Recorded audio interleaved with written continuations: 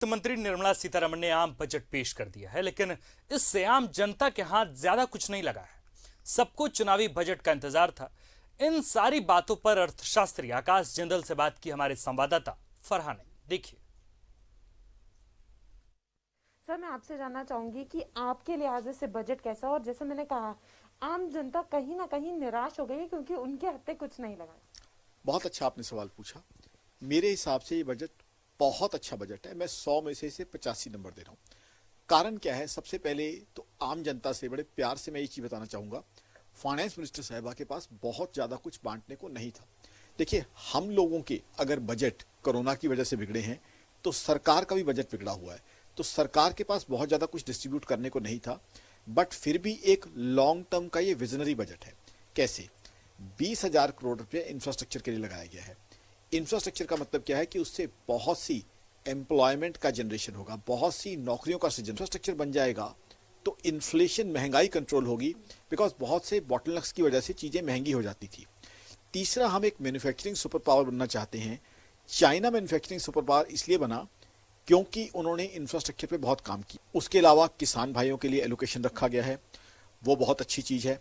साथ ही साथ digital currency एक बहुत अच्छी चीज़ है। मैं दर्शकों को ये बता दूं कि इसको प्लीज़ क्रिप्टो करेंसी के साथ मिक्स ना करें। डिजिटल करेंसी आरबीआई की तरफ से शायद लॉन्च की जाएगी, और डिजिटल करेंसी में क्या होगा कि आप जो है मनी ट्रांसफर्स, जैसे बाहर किसी को फॉरेन कंट्री में पैसा भेजना है या मंगाना है, तो उसमें संभावना है कि वो मनी ट्रांसफर्स फास्ट होंगी, और संभावना यह है कि कम कॉस्ट के साथ होंगी। ट्रेन्स की बात की गई है कि नई ट्रेन्स लॉन्च होंगी, वंदे भारत। अब नई ट्रेन्स लॉन्च होगी, वो भी इंफ्रास्ट्रक्चर का एग्जाम्पल है।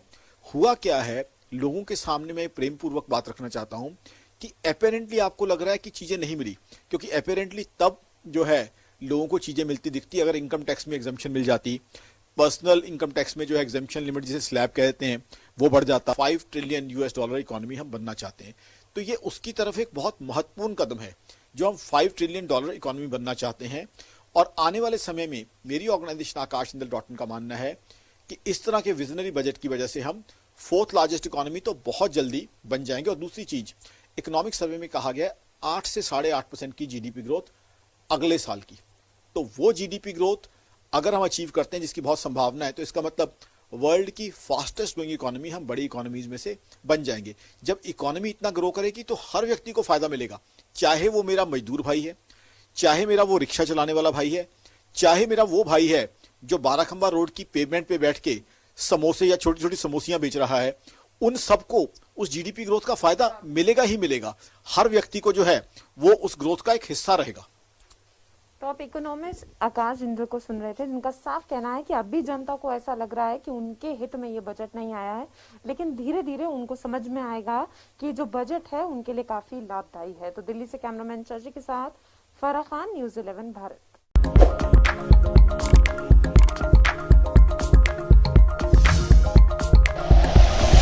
Like and share videos, subscribe करें हमारा चैनल और प्रेस करें बेल आइकॉन। न्यूज़ 11 भारत, सच है तो दिखेगा।